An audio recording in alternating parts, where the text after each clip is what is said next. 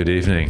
G'day, mate. How are things? Good. Tell me what's on your mind this week. Well, I was thinking this week, have you heard about the new Taylor Swift album at all? No, Because I can't say I'm a Taylor Swift fan. you're not a devotee? No. You're not part of the Swift Army? TS Army? I was part of the Hiddle Swift Army through our first podcast episode, Tom Hiddleston. Who wasn't? That was a very popular bandwagon to be on. But Is that a backhanded compliment or a neg? Where you're basically saying, yeah, I was part of the masses? probably. Right. But I do recall that she released a much anticipated single, which I recall listening to and thinking, not a great song. And it was accompanied by a quite expensive film clip, which was a sort of a FU to the media intrusion and gossiping about her personal life, which I sort of didn't really like much. I thought that was a bit obvious a thing to do and not particularly creative. And I sort of kind of didn't think too much about the single because I thought there would be more excitement about the album and more follow-up and there'd be another single because her last album was really good and there was, maybe 5 or 6 really strong songs on it. And I was just caught myself thinking maybe she hasn't actually released an album. Maybe that was just a single and maybe that's what people do these days. They just release singles and they get watched on Vivo and YouTube and downloaded either through paid downloads or through subscription streaming services. And then in 6 months' time, someone will actually go on tour and there might not actually be an album to tour. There'll just be the back catalogue. I don't know.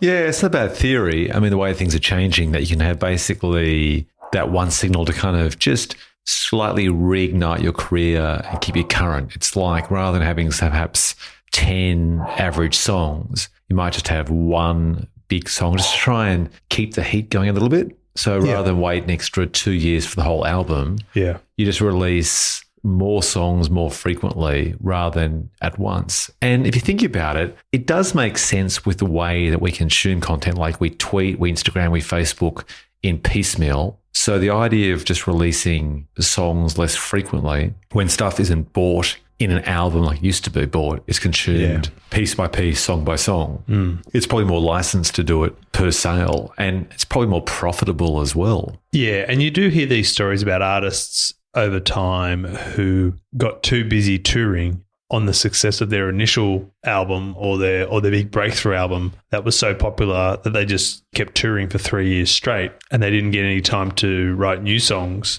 And then by the time they were able to take a break from the touring, 3 or 4 years had passed since their album had come out, which probably translate to 5 or 6 years since they actually wrote the album or recorded the album, and they've forgotten how to do it. It makes that next follow-up that much harder. And by the time you actually release something, it's pretty shit and people just want to hear your old stuff again. And so you kind of wonder what it was all worth it. And then also after all that initial success, normally the record companies have pretty high creative control over what you do put out. And they'll spend a lot of money on producers or backing singers or guest singers or backing musicians. And, they'll send you to all these great studios and all these faraway places to record to get the creative juices flowing at huge expense, and they'll want their money back. And I just think it's an interesting idea now that these artists like Taylor Swift or Justin Bieber will spend several $1 million on a film clip for one song. Before you go on, you've just described it very succinctly, a pessimist cradle to the grave career for a musician. It's like the perfect speech, like the Cliff Notes speech that a father would give to his teenage daughter saying, so you're going to be a rock star. Right, this is what happens. Yeah, exactly. Telling the most be careful what you wish for. Yeah, that's right. But you were saying about Justin Bieber? Oh, yeah. So these artists like Bieber and Swift, they'll spend $2 or $3 million. I mean, you've got more of a judge on this kind of thing than me, but I'm guessing $1 million plus for one of these film clips, I would have thought. Yeah, I mean, I think... Which people then can just watch for free on YouTube. Yeah, but what they do now is you actually profit from the advertising revenue of YouTube. So Mr. Gangnam Style, right. Psy, I think that song was watched, I don't know, 200, 300, 500 million times. He would make all of his money through the advertising revenue on YouTube rather than actually through the sales of the song. So it's not as profitable as selling a song for 99 cents on iTunes. But if people are watching it for free, quote, anyway, but they're paying by being patient to tolerate a pre-roll advertisement on YouTube, part of that money, and we're talking like cents in the dollar or half a cent, whatever, goes to him. And I'm not sure if he would have made as much as he would have if he had been as famous 15, 20 years ago doing the same song, but he would have made a lot of coin from YouTube advertising revenue. If you have a breakout hit that's watched tens of millions of times, you still make a fair bit of money out of that. Yeah, it ends up being about $1 per 1,000 views or 10,000 views. Ends up being about $1,000 per million views is the equation. So is it Gautier? Gautier. He would have made all of his money from that captivating music video going viral, where people like the song, they also like the music video, and kids use YouTube like these days like the radio used to be used, just playing it on the background on your computer, playing it on your iPhone, rather than having, why would you listen to the radio where you've got to wait for your song to come on where you can just play it legitimately, like they're not even illegally downloading it. But what about when you were a kid and used to like try and ring up to request your favourite song? Yeah. Even better. Like Use Your Illusion. Yeah. When it came out. Yeah. Use Your Illusion 1 and 2. And 2. Yeah. Yeah, look, it's funny. I'm just looking at Taylor Swift's releases. She's released, for an album called Reputation, she released her singles, 6 of them in total, 2 months apart. Oh, well, one in August, then October, then November, later November. So it came January, out in August last year. March. So you might have heard Delicate, her 6th and last song on the album. And by the way, it's only 6 tracks on the album, so it's still a pretty short album. And that was the 12th of March this year was the second and last. So basically she spent 7 months releasing 6 songs.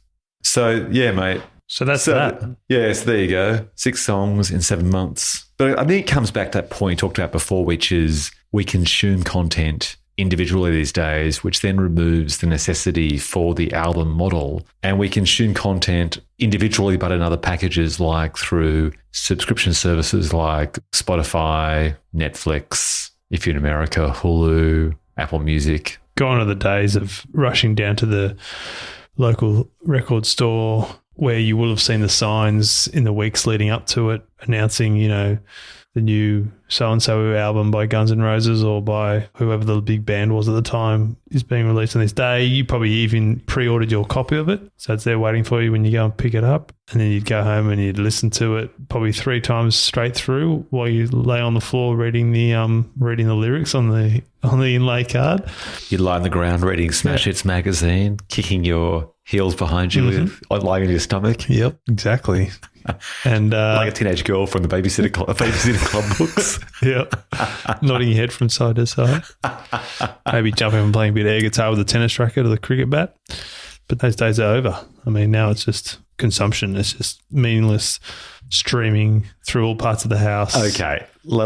Short attention spans. Okay. There's a bit to unpack there. Let's walk it back. Old man. I can't comment for the album experience because I'm embarrassed to say I was a mixtape brother all the time. So I never really got the idea. And I know this puts me in a minority. I was never a music person because if we walk this right back, my parents have never in their lives been into music. So we never had any music in the house. So Dad never had music in his life, doesn't get music. I think he had 2 CDs or 2 tapes that his mate who worked in the music industry gave him, which were like Thriller and John Farnham, Greatest Hits. And somewhere he'd just listen to something that was given to him once every 3 years, play it only on New Year's Eve and never again. So in our house when I was growing up, they were divorced. So when I'd spent weekends with him, we never had any music at all. Nothing, not even radio. I think he found that kind of annoying, and he's a sports guy. But even doing jobs in the garden, he'd never play music on a outdoor radio. He just didn't like music. And it's interesting. My mum was the same. She might appreciate being music being played like jazz, be in the background like 40s jazz or Sinatra at my grandmother's house, her mother's house, but not enough to actually buy anything. And so she didn't play music. And also she was so frugal being a single mother and just being quite frugal in general. She never liked to actually buy music, which means we never had any music. So it was always national public broadcasting, ABC radio, and that was always usually classical music as background. So I never experienced movies or music in my life. Movies for the same reason. So my experience was always a mixtape experience where I'd hear pop compilations. So I go to uni where people would have bands they'd recommend, and they'd listen to the whole album. And I was always like, yeah, but I like 2 of their songs.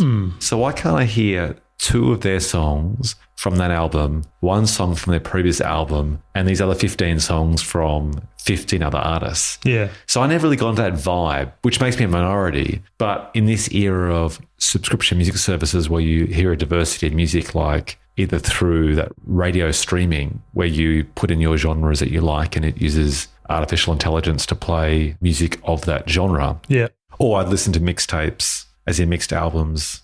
So in recent years, I really got into listening to the whole album by one artist. Yeah. That's interesting, Benny, because you are quite a creative person at heart. So you sort of, it's through no sort of nurturing creative environment that you've become this way. It's more a path that you've sort of been interested in off your own bat. Yeah, I discovered all movies and all music post 18. So I had never seen anything. I saw half of Jaws on video before Dad realised that we were watching it. He left it out. He had a beta video player, which a friend gave him. And so there were only like 5 videos you'd get on beta at the time. A lot of kickbacks, your dad. Yeah, that's right. He also got this leather Jim Beam jacket that he wore very proudly. Really? Like a bomber jacket? Bomber jacket with that kind of, that branded insignia at the back. Oh, yeah. Yeah. Classy. Jim Beam. Yeah, Jim Beam. So my experience with the music and movies always came post-school. But then I got into it, of course. And by the time I started getting into albums a lot, CD burning was becoming big. And being at uni, where there's always the IT nerd guy who had the first writable CD burner. So he'd do like CDs for everyone from, one person. And you just had to pay him the $4 for the writable CD cost. $1. Yeah. Like even then it was cheap. So coming back to your point about subscription music services, here's something that's cool about it, which you couldn't get with hard media. When you join Spotify or Google Music or Apple Music, you put in your likes. With Apple Music, you basically put in your genres, and then it says, what bands do you like? And so you click bands, and the more you click, it keeps bringing up other options. So you keep going for as long as you want, and it's gradually narrowing in further and further. What it does, though, is, of course, you can play those bands. With that Google Music and all of those and Spotify, you can play the world's catalogue of music. But I think it's 40 million songs on Google Play and 60 million on Apple Music and Spotify. So everything you want is there. I've never not found an album or a song, no matter how obscure. Like I looked up the Frosty the Snowman song at Christmas time for the kids. That's there. It'll say, if you like music by David Cutter, you'll like these songs. If you like music by Portishead, you'll like these. And it just plays those. And it'll play a variety of songs by bands of the same thing. Or it'll have like indie cafe Sunday mix or coffee blend. I was going to say, it's handy when you're at a barbecue or you got some friends around and you just put on a dinner party mix or a late night bar mix or whatever, and it plays songs where chances are at least one of the people at the party will know every song, or most people, say 60% of the people there will know, say 3 out of 4 songs. Like, it's just catchy. It's like sitting in a pub or sitting in a bar and music sort of just washes over you. Occasionally you'll hear a song that you'll think of, but otherwise it's just there in the background. And that's why I think it's good. It's like radio without advertisements. Yeah. And you know how much I hate advertisements. So from that point of view, anything that lets me watch TV or watch movies or listen to music without any ads at all, which is why I get YouTube Red to avoid ads. So I like that about, say, Spotify and Apple Music. I use Apple Music and Google Music. What I like about it is that you can choose the mood specifically. And as you say, it washes over you. But I can type in chilled out tunes, listening music while working. And I'll play songs without lyrics. Yeah, that's good. And I can just play in the background. It might be like a Massive Attack instrumental. But can you do that on any of those services? Yeah. Oh, okay. So tell me, what do you not like about it? Why is it the death of culture? Maybe I just haven't sort of been exposed to how I just finished a 2-month or 6-week free subscription to Apple Music. And I didn't sort of understand how it works. So I just sort of type in, I would find a song and then I just listen to that song, and then I'd find another song and then I'd listen to that song and then I'd find another song. And I was like, this is kind of annoying. And then if you wanted to get back to the song you just listened to before you turned it off, it wouldn't be there. And that was kind of annoying. Yeah, it's just a matter of using the interface. Apple Music, bizarrely, given how good Apple ordinarily is with user interfaces and ease of use, Not that great. Apple Music is terrible. The only reason I've got it is because we've got multiple devices at home and you can't stream on 2 devices at once. I find podcasting, like finding a podcast on Apple Podcasts is hard too. Terrible. Yeah. I don't know why it's like that. I'm actually using a third-party app for podcasts called Overcast because I just found the latest user interface of the 2017-18 podcast app to be so unintuitive. It's useless. It's cumbersome. So I use Overcast. That's a platform-neutral third-party app. Awesome. Could you find this podcast on there quite easily? Easily. I think it was like ranked number 1. Yeah. But what's cool about it is that it'll actually give you options as to how fast you want to play it back. So you can play it back in increments of like 10%, like 1.2. Instead of 1.5. 1.1, yeah. There's a button called shortens silences. So it uses AI, artificial intelligence, to see where there's like gaps and it closes those gaps. It speeds up through those gaps. So you can hear just so you can get that much more efficient. Yeah. Does it cut out the ads? There aren't any ads. But there aren't any ads on podcasts either. The ones I listen to, yeah, there are. Oh, they're all built in though. So they're all built in. They're not added like a pre-roll like YouTube. They're just baked in. Now let's hear from our sponsors and then they go. MailChimp. Yeah. Stamps.com. Yeah. Look, I think subscription services are pretty cool myself because it suits me. I will always prefer to pay a small amount of money, preferably small amount, to avoid ads. I like buffet, so I want to be able to choose what I want. I like stuff on demand. I don't want to be told what to listen to, which is why I can't stand radio. And I also like the fact that I can download songs on all those services onto my devices as well, and then on my phone or whatever for 3 months or whatever. So I can listen to them offline if I'm out of range or anything, or I want to avoid eating data. I can throw them on Sonos in a heartbeat. Sonos has been a game changer in our house. You can't do that as easily with non-subscription services. You can, but it's just convenient. Okay, so with your Sonos, can you put a CD in a CD player and play it through your Sonos? I think so, but you'd have to have your CD player hooked up to the mothership of the Sonos. Yeah, I mean, I think the whole point was they were all sort of hard media orientated originally, but now everyone's on Spotify or Apple Music. So there'd be a few outlets and inlets in the back of one of the speakers for you to do that, probably. Yeah, exactly. But the way we use it is it uses Wi-Fi in the house. So we can we pull it up. But you just play it through your phone. And it sends it via Wi-Fi. But if my partner's playing something on it, I pull up on my phone, it'll show what she's playing. So I can also stop it or jump to the next song as well.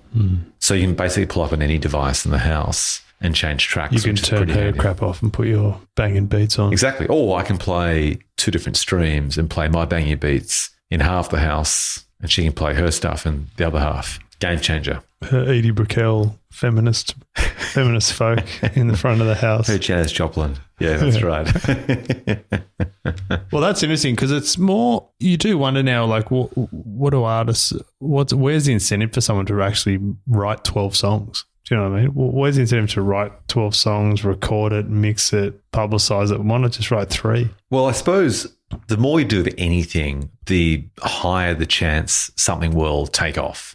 So the more songs you do, increasing the odds of one of those songs popping. So there's that. I guess the more songs you do, the more opportunities on somewhere like YouTube for you to be seen and heard. Like I was saying before, like from any big album in the past, you're guaranteed to get at least 4, sometimes up to 6 singles that chart reasonably well, get a lot of airplay. And often it's not the first one that's the biggest hit. It'll be like the second or third that sort of gets more popular over time.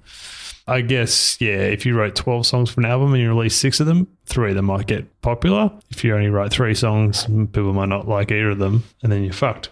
Yeah, I just sort of wonder now, like, do artists put out albums for themselves, for the record company, for their fans, or you must kind of wonder. I think what's the point? I just put out 3 songs. You could write 3 songs a year, couldn't you, with a few big international Swedish producers? But this is the point. Earning $1 million a song? Most of those huge artists don't write their own music. I mean, Elton John doesn't write his own music. Katy Perry, Taylor Swift, none of those people. They're all those guys. Lyrics, all the music. All those guys, their songs are written by Calvin Harris, all those Swedish guys who write all of Pink stuff. Ed Sheeran wrote for Bieber, I think, beforehand, before he broke out on his own. So, and I think it's actually even more necessary than before because all of these artists have to tour to make money because they can't make money by selling stuff to subscription services or for iTunes downloads because they make no money on that at all. Okay. So that stuff's basically free publicity for their tour, which means they're out touring more than they did before, which means they've got to have someone back at home, if they're a pop star, opposed to being a indie band, writing all their stuff for them. So when they get back into LA...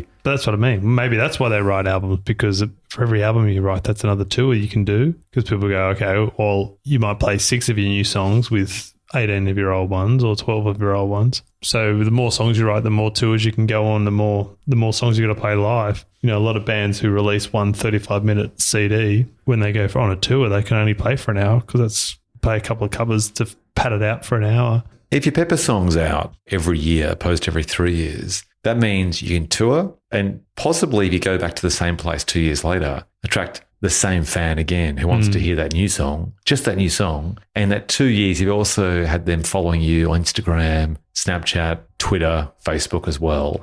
So they're there not just for the actual music, they're there for the experience because they feel like they know you in and out. They've seen you on holiday with Tom Hiddleston. They've seen you frolicking at the beach at Christmas time overseas. So they've been part of your world. Yeah. So you come back to the world. It's like Christmas time, right? You go back and see the family. You go back again, 1, maybe 2 new songs.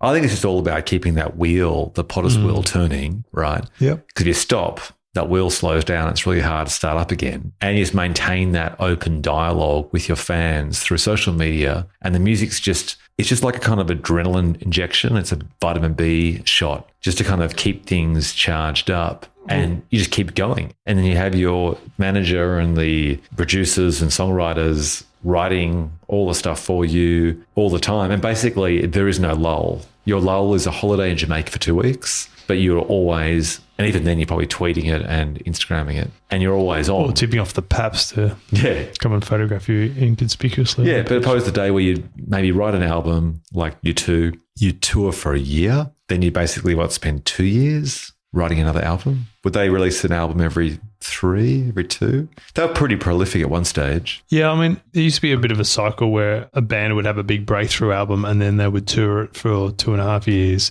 get really rich, go buy a massive house somewhere, start dating supermodels. Like Jet. Yeah, like Jet, like the Stone Roses, someone like that. Even a bit like the Kings of Leon, someone like that. And then they would just get so sick of touring that they would just want to go and date a supermodel and lie on a beach somewhere for a year. And Baby then, shambles. And then before you know it, 5 years have gone by and they're getting sick of everyone saying, when are you going to put another album out? When are you going to put another album out? And then, like I said before, then you get back in the studio and you're like, shit, we haven't done this for like 6 years. We wrote that album when we were 21 and didn't know any better. Now we're like 28 and all the grinding the gears of the big record company machine. And there's all of a sudden there's like 50 people telling you what to do and how to record it and play your guitar this way and sing your song that way. And then it's just, it's interesting. Well, I think this is the attraction of this idea of being an in-house employee at somewhere like a Las Vegas casino comes into play. Yeah. Like, what are your thoughts on that? So you can just go and you don't have to put out any, if you've got a bit of a back catalogue now, you don't have to tour it anymore. Yep. Celine Dion, And Britney Spears. You don't have to put out a greatest hits album and tour that or put out a new album to tour it. You can just go and play your greatest hits to a new set of fans 5 nights a week at the Planet Hollywood, like Britney or Celine. I think Gwen Stefani's now doing a residency. J-Lo, I think, is also doing a residency in Vegas.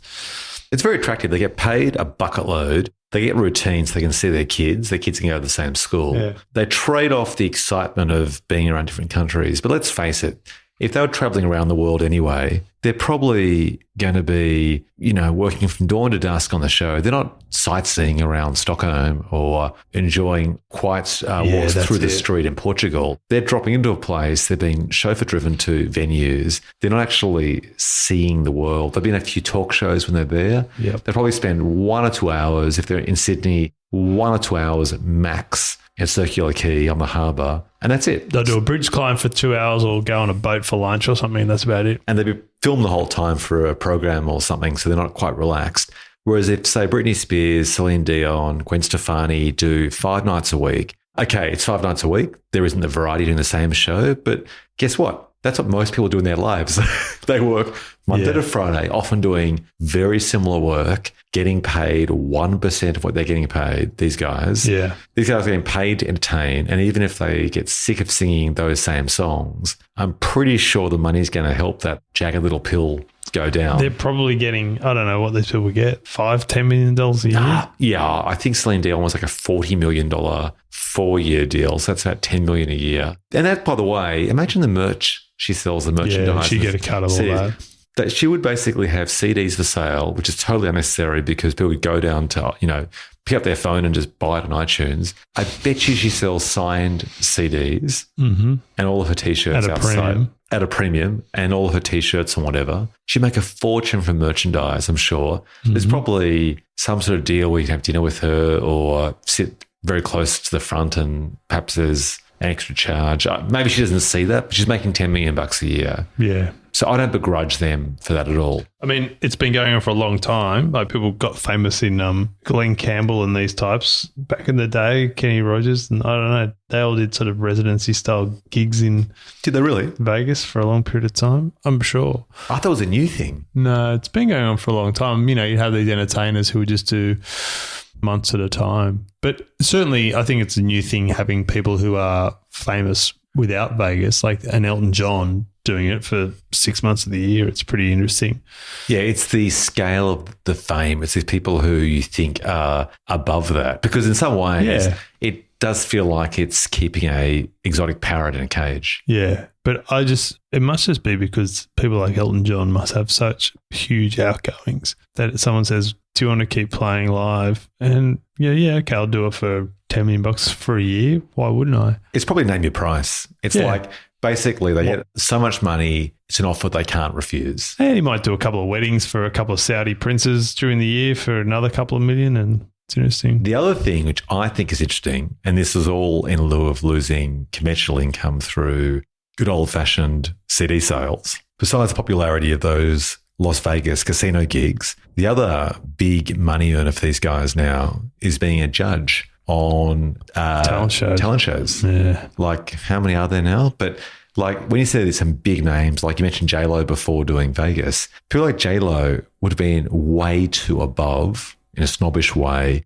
being a judge on a freaking reality TV show. Well, you look who it used to be. It was like Paula Abdul. Yeah, exactly. Like she was one of the original Idol judges. And without being sounding too harsh to Paula, respect. But having said that, they were usually washed up, semi-famous faces. Who could forget opposites attract? Exactly. Great use of cartoon, two-dimensional animation with a real person. Just like Roger Rabbit. Exactly. It's cutting edge. It's of its time. But that's the interesting point. You're perfectly right. Like Paul Abdul. I'm happy for you to run with Abdul. Paul Abdul. It's a great example where she would have been a coup at the time. When they first started that show, they would go, oh, wow, I've got someone who's actually really famous. Now they want like Katy Perry, someone who's actually famous right now. Don't quote me on this, but I think Paul Abdul was spotted when she was Janet Jackson's dance coach. Oh, I thought she was a backup dancer, but I think you're right. Either way, she was a supporting player who became famous in her own right. Yeah, someone said, hey. Speaking of famous something. in your own right or not, what had happened to the third Destiny child? Michelle Williams. No, that's Heath Ledger's ex-wife. I think it's Michelle someone. So there was obviously Beyonce. Kelly Rowland, who's now a judge on The Voice Australia. Oh, so really? she's really, Okay. Speak of the devil. Well, it's really funny, isn't it, though? Like, that would be a step down from The Voice in the US, but she'd be paid a pretty penny. Couple of mil. Exactly. Just put up at some swanky apartment in Bondi or something. Yep. It'd be a situation where she wouldn't have any outgoings at all. There'd be a huge rider and everything's paid for and all the money is. She'd have all her assistants here and whatever. Yeah, totally. I think she was a bit of a god botherer. The third one. So those waterfalls really worried her. Don't go chase some waterfalls. Different band. Which band's that? That's TLC? Sorry. Or as Weird Al Yankovic once said, don't go making phony calls. I reckon there's a market for Weird Al to come back, but I think that Weird Al has been, is it usurped? Usurped? Usurped? I think Weird Al has been usurped by YouTube parodies. I think we're in an era where there are enough people doing Weird Al for free that Weird Al the Weird Al stuff is quality. It is. And he He came back a couple of years ago with something. I can't recall what, but it was very funny. But I hadn't heard from him for a long time. Speaking of CD purchases, I do have Weird Al Yankovic's Greatest Hits CD. On your shelf. I used to keep it in the car. It was good. Really? It was good to listen to in the car, have a bit of a chuckle. Really? A bit of a sing-along. Yeah. So you'd be listening to a parody of an era 20 years ago. Yeah. Would you have flashbacks to you at the time? Did you like look through the windscreen and see like in the 1990s and 80s? Oh, no, but Weird Al Yankovic, he's quite prolific. Like he's still putting out new stuff. So he's very contemporary as well. Really? Yeah. I mean, sure, his biggest hits were, just Eat It or something instead of Beat It. But And there was Fat. Fat. He did a lot of Michael Jackson ones. But yeah. He's done Backstreet Boys. He's done Avril Lavigne and, even those names there are probably 15 years old now. But Yeah, where's Avril Lavigne now? she got Crohn's disease or Oh no, did she? one of those Really? chronic fatigue or something like that. Ah, right. She married the lead singer from Nickelback. No. Really? Yeah. The most hated and parodied band on planet Earth. There are whole bits and skits and sketches Yeah. and gags about not just Nickelback, but the people that like Nickelback. Yeah. Like that's how much they're Or reviled. about the guys in Nickelback laughing at people who laugh at them. Really? They're just going, ha ha. Like it's so meta. Yeah, it's almost just like, fuck you, look how much money we've got. We don't care. Yeah. Hate us all you want kind of thing. Well, the Nazis were very rich after like murdering people and taking their money. So Yes. is that a long bow to draw between Probably. Nazis and Nickelback? Probably a bit long. Isn't it? I don't understand the whole Nickelback band, but nor do I really care for or have an interest in the Nickelback payouts. But I find it very funny how passionate the Nickelback fans are. I Yeah. think the reason why they're paid out so much is because they're so defensive. Right. So basically, it's this symbiotic relationship between the comedians and the fans where they take great pride in being Nickelback fans and defending the band. And thus, that kind of just is fuel for the fire for comedians to rile them up. Well, you know how now people who think they're a little bit cool will ironically wear a Metallica t-shirt or a Metallica or a Guns N' Roses t-shirt Guns N' Roses is more likely. or a Ramones. Or Def Leppard. Or Ramones or Def Leppard or something a little bit. A band that was like second tier back then. Yeah. So who was the performer that left Metallica and started up? Megadeth. Dave Mustaine. Yeah, Megadeth. Yeah, like Megadeth would be a good example where it's like, well, you're into Metallica, but I'm Megadeth. I'm authentic. Yeah, yeah. I've been here in second position on the plate here Yeah. the whole time. I'm more loyal than you are. Because he never sold out. Yeah, exactly. Yeah. Or it's harder being second for that long than being number one. Yeah. Yeah, it's funny when you see these T-shirts at certain companies like Uniqlo or Gap or H&M, which is a vintage T-shirt where they're taking the same print, the distressed cotton. You see it a lot with Star Wars. So it's like the original Star Wars kind of print on a T-shirt. My son's got a few of them, which they look like they could have come straight out of the 80s or 70s. And so you see those with bands as well, released by a major international multinational like H&M. Yeah. It'll be like Pearl Jam Yeah. or Megadeth. Hey, speaking of Metallica, I was just reminded about how they were one of the main opponents of streaming back in the Napster days. Didn't they sue Napster? Yeah, they did. They sued Napster. And what was interesting back then, that they led the whole thing. Who was the blonde Danish? Lars Ulrich, the drummer. So he was the, he was the main major sort of voice. He was the main sort of spokesperson for Yeah. Metallica And what was about Napster. And he was actually raked over the coals for all of that. Yeah. It's interesting now because back then, I think they were seen as being Richie Rich, Greedy. Scrooge McDuck elitists, Yeah. complaining about a few people stealing a few pennies when they had bags of pounds. You know, they were like swimming in a Scrooge McDuck style swimming pool full of gold coins and complaining about a few cents being taken. Like they are seriously loaded. But since then, of course, technology improved. Pirating became even more prevalent than it was then. And they were essentially proved right. But they were totally like crucified. What happened with Napster? They got bought out then shut down? Dude, haven't you seen sexy Justin Timberlake in the Social Network movie? Give that Yeah. spill from his bedroom as Dakota Johnson walks off in her cheeky short undies, her boy leg undies, and works out that he's Sean Parker, Yeah. the guy behind Napster. I remember that, but I don't think it explains what happened to Napster, does it? No, I'm just talking about Dakota Fanning in her undies. No, it's briefly referenced shortly afterwards where he talks about Napster going under. But the point was, he said his point was to totally blow up the system. And I think someone, what was the name of Mark Zuckerberg's colleague or mate that he sued? I'm just blanking on his name, but the guy that he sued. Played by Andrew Garfield. Yeah. He then kind of counters, because he's a bit suspicious about Sean Parker in the movie, and counters and says, yeah, but like you were sued and where's Napster now? Right. And he counters with this awesome line where he says, do you see anyone opening up a Tower Records? Right. now? Okay. Right. And it's a great line because it's so true. Like no one's opening up a CD shop. In fact, they've all closed down like Video Easy, Blockbuster. Maybe we should have started this topic with some Napster info. That could be a topic for another week. Yeah, it could be. But I think the point is that it disrupted everything so much so that then had a ripple effect where Steve Jobs went to these bloodied and injured music labels in the US, basically the global music labels, and said, here's a deal.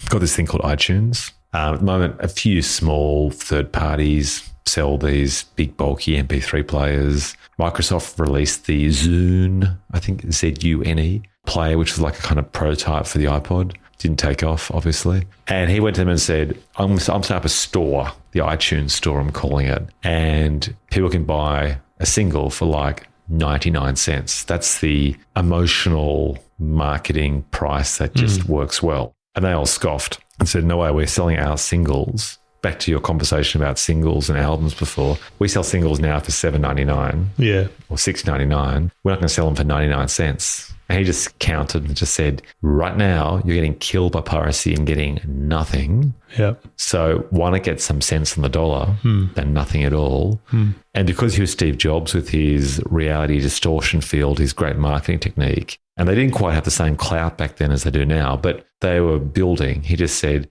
this is an opportunity where you need to be aware that if you don't do anything, you'll make no money. So why not make some money?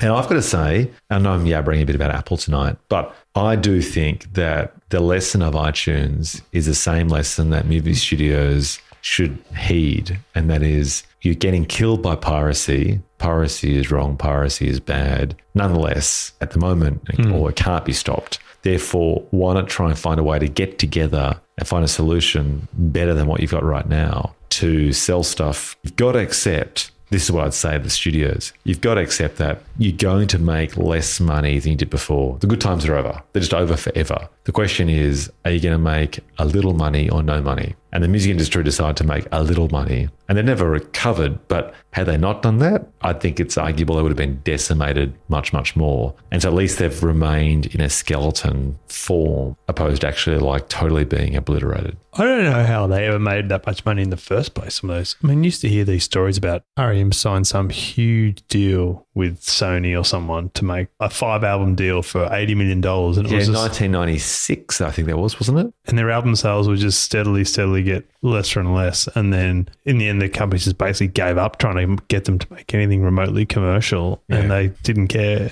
They totally cashed in before everything collapsed. I think it was 96 where they signed that 5-year deal. Yeah. And I think their album at the time hadn't made more than their previous album, which was a bad sign. It would have been after Automatic for the People, I reckon, probably. Yeah. And then I'm not sure if they've ever released 5 albums since then. And they probably have, but they were all, steadily selling half as much as the one before. And maybe they were perhaps just obligatory releases to try and satisfy that deal. And I recall when Robbie Williams did that huge deal, and in the press release, he just basically I think he did like a fist pump, or he flexed his guns, his hands, his biceps, and basically said, I'm rich. Yeah. Because he signed some huge £20 million deal or something in the early 2000s, I think. I'm not sure if he released all 5 albums or not, but it was just something insane at the time. And I think that made him one of the richest individual stars in the world. And that seems like only yesterday. I know it's probably 15 years ago. Yeah. That doesn't happen anymore. Those deals are a thing of the past, aren't they? Well, they don't need to. That's the thing, is that they can sign a young person today and they don't need to pay them that much money, because that person will either do stuff for free on YouTube anyway, Yeah. which is how half of them seem to be discovered. Or they'll sell stuff individually through SoundCloud or Bandcamp, or they'll just be getting their own followers, half through their music, half through bikini shots Yeah. on Instagram or something. Like, you can almost cut out the middleman of the studio, of the label, and just go your own way. Yeah. Doesn't mean it's easier, but you don't need them as you once did. You don't have to play 350 gigs a year like you used to and Totally. get word of mouth. You can just put out a couple of catchy songs Yeah. on YouTube. It's kind of like, I think it's really encouraging, really depressing, is Yeah. that now anyone, like right now, we're podcasting from your lounge room. We can be heard on any smartphone in the entire world. And If only. No, we actually can. But so can the person who lives on that side of you and the person who lives on that side of you. And that means that everyone can do it. And the problem is that everyone can do it. And the guy next door recording his own farts and putting it out as the fart podcast. Yeah, probably getting more listens. Probably getting more listens than us. Bastard. Oh, mate. I'm going to go and eat some baked beans and start my own new podcast. I've just had a brainwave. I want you to sing the song, Baked Beans Good for Your Heart. The more you eat, the more you fart. Oh, But actually toot that. oh, now you're talking. That could be the special subscriber only edition. Yeah, that's right. Perhaps you can record that for our next opening theme next week.